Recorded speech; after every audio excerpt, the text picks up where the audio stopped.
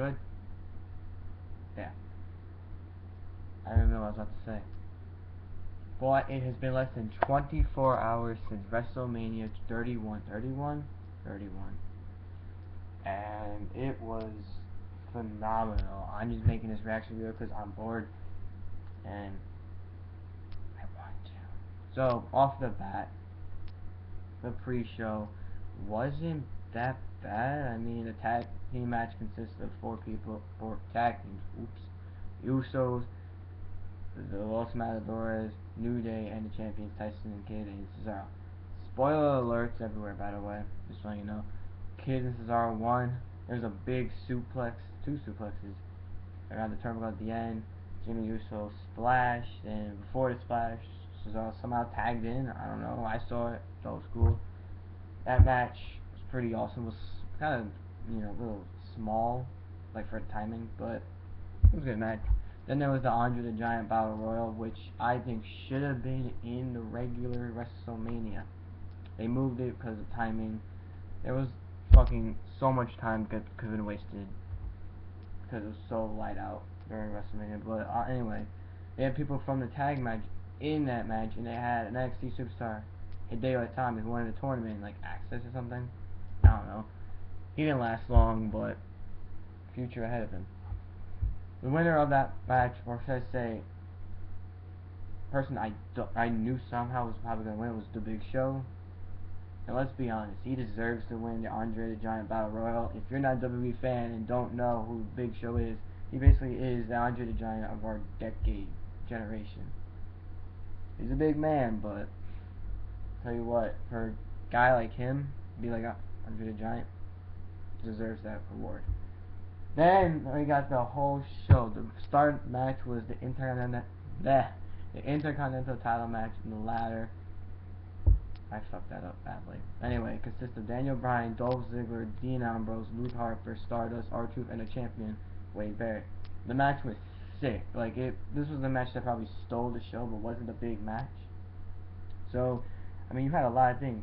Freaking Dean Ambrose gets freaking power bombed on ladders. Like, that's like Jeff Hardy doing a swanton bomb off a ladder to like 2 different tables in WrestleMania 17.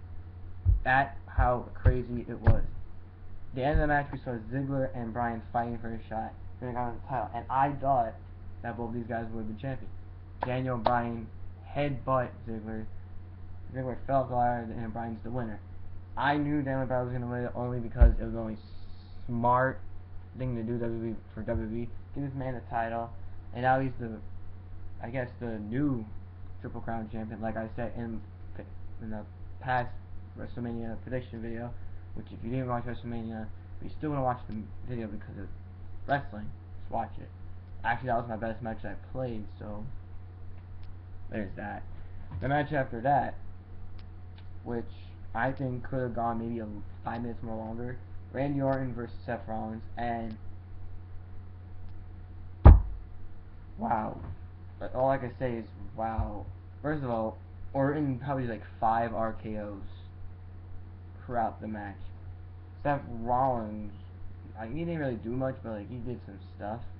Anyway, the end date, Seth Rollins had to do the curb stomp for a second time in the match, and in the air, Orton comes up, RKOs him out of nowhere, wins the match, and first 2 matches of the night, the title match, and Rollins and Orton, we see a lot of high flying and crazy shit going on.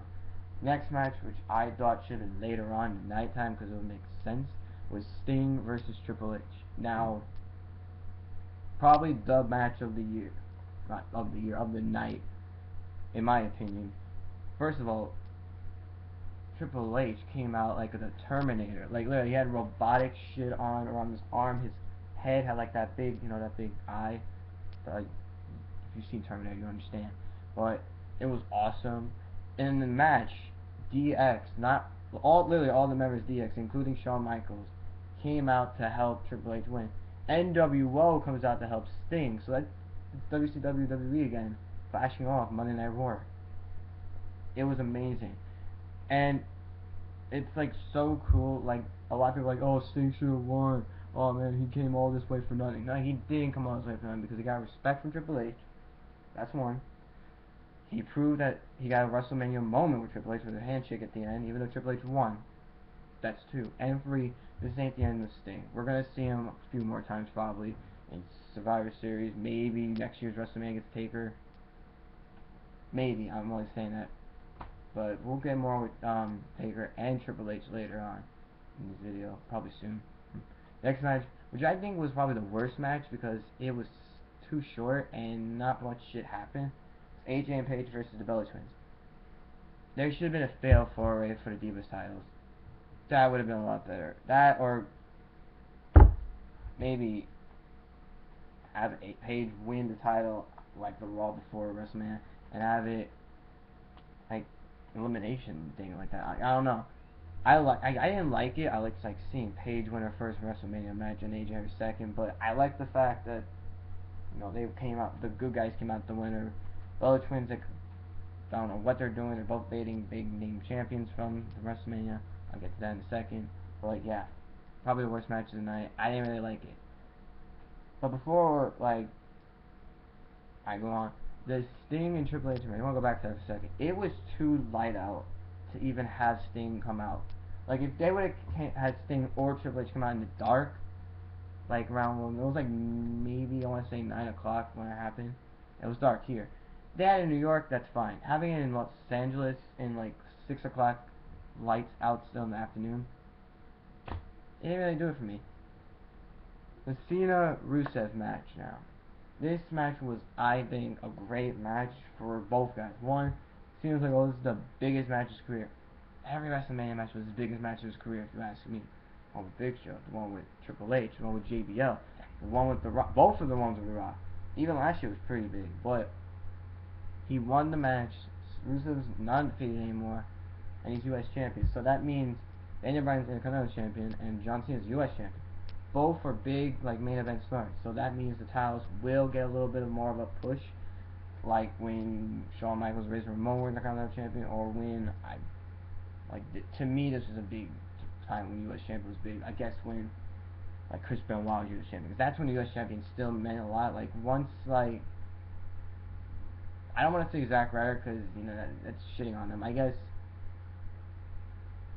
once like after Ryder, it became like a mess. Just the U.S. title.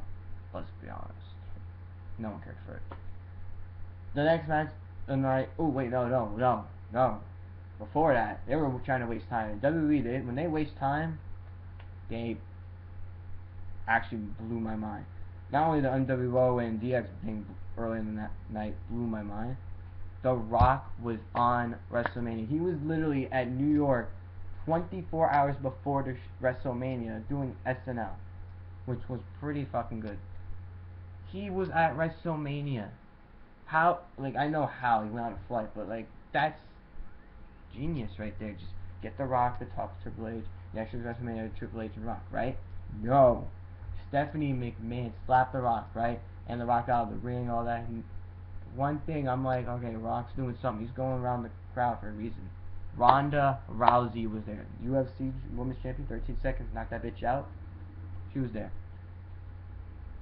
Like, I was mind blown. She went in the ring, and Triple H knew, and Stephanie, I think she was like, you guys shut the fuck up, because Ronda's in. This is Ronda's ring. Stephanie's like, this is my ring. Ronda literally took them, like, had a mic, Rock's mic, and said, whatever ring I'm in is my ring. That's badass. That's like, you're gonna have a match, definitely WrestleMania against Stephanie. Like, The Rock made a joke, like, you better, like, stop talking, because she had, like, a face, like, I'm gonna fuck you up. Rock's like, you better stop talking, because she's gonna go into your, like, mouth or your insides, and pull your, like, fallopian tubes and play jump rope with it. Funniest joke of the night. Probably the best thing heard on the mic. And so, Triple H got so mad that The Rock beat him, and then Ronda Rousey flipped him, like a little arm drag type of thing, like UFC thing, whatever. Flipped Triple H, pulled Stephanie around like a rag doll. Oh my god, that was actually like a great time waster just for WrestleMania, just so we could try to get a little bit more 9 out of 10, but it wasn't, because the next match was Taker and Bray Wyatt. Wyatt's entrance had zombie scarecrows who were like dragging on, just like, ooh. Keep calm, kill, zombies, right? Zombie scarecrow. Then Undertaker comes out. I think the match was like it. It was a good match. I'm not gonna shit on it. It was pretty good, but it it didn't feel like a Taker match. Taker match, you wanted him to come out in the dark, unless he was American Badass Taker. That's different.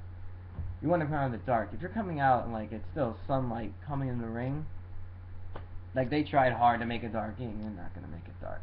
I'm sorry. Like I remember when it was like his third WrestleMania, like 9, 10, around there, and they were like like a big arena, and it was like really light out. That was also his worst WrestleMania match against Giant Gonzalez. Worst match ever, probably. You don't want Taker coming out in the like afternoon sunny like thing. I don't know how to say it.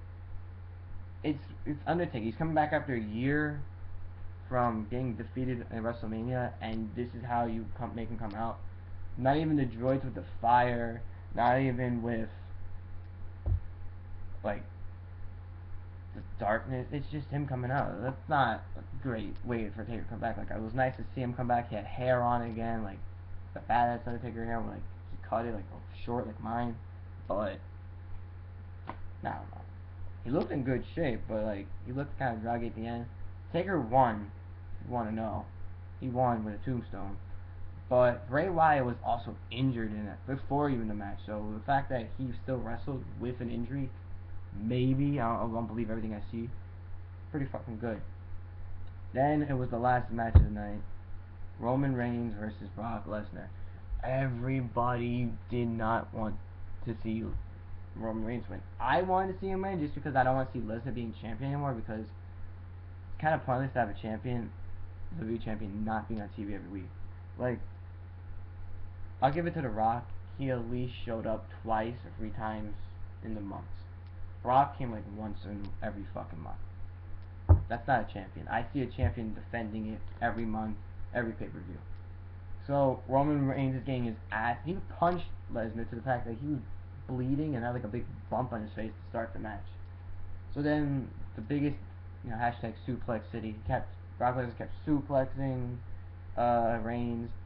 F5'd in the beginning, which was like, I was like, wow, quick way to end it, but it didn't. And then like after 2 F5s, you think it's over. It's not. Reigns is smiling. He's like, keep doing what you're doing. Then Reigns is coming back. He's beating him up, Superman punching him. Like, he didn't do much. I want to see Reigns do much, but he didn't. And then right before he went to spear him, Lesnar F5'd him. And then I'm like, I know what's happening next. Seth Rollins' music hits, comes out of the ring, gives him the Money in the Bank, and curb stomps both of them. Wasn't enough. Went to curb stomp Brock Lesnar again, picked him up, was ready to F5 him. Reigns spears Lesnar. Rollins then comes back, curb stomps Reigns. Rollins is the WWE champion. I actually saw this coming, I think, after Fastlane, because let's be honest, Lesnar wasn't gonna win it. If Reigns wins it, everyone was gonna get pissed off. And Lesnar just re-signed for like I think 2-3 more years for WWE. So let's be honest. Having Rollins the world champion now might be good, just because it can be defended every week, and it'll start a rivalry maybe with Reigns. I want to say in 2 months, just because Randy and him are still, I think that thing will still go around.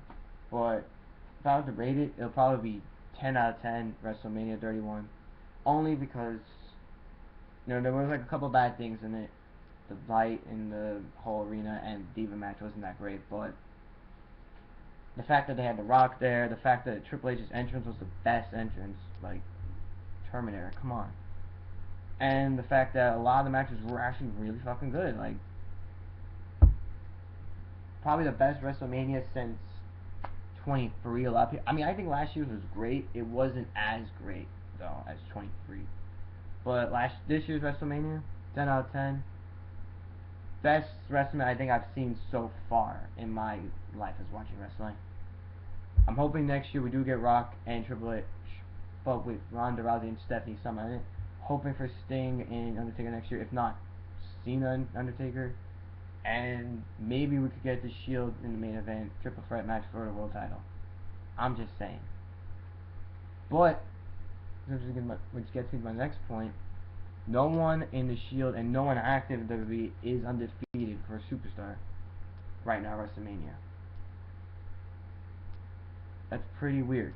Only due to the fact that we're never going to probably see a big undefeated guy. I thought it was going to be Roman. Like, to be honest, I really thought Roman or Seth were going to be the next undefeated guys, maybe more in 10 years. No.